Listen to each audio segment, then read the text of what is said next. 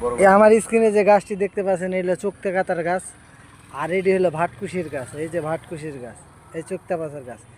এই গাছ যদি কোনো মানুষ বা কোনো গরু ছাগলের শরীরে লাগে একটু ঘেঁষা, 80 মাইল স্পিডে যেমন গরু দৌড়াবো, মানুষও সেই রকম দৌড়াবো।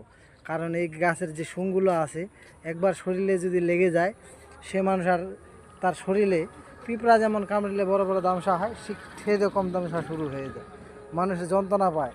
এই গাছ থেকে সাবধান, সবসময় দূরে থাকবেন। সবাই ভালো থাকবেন, আল্লাহ হাফিজ। আমার স্ক্রিনে যে গাছটি দেখতে পাচ্ছেন এই হলো চোখতে কাতার গাছ, আর এটি হলো ভাটকুশির গাছ। এই যে ভাটকুশির গাছ, এই চোখতে পাতার গাছ।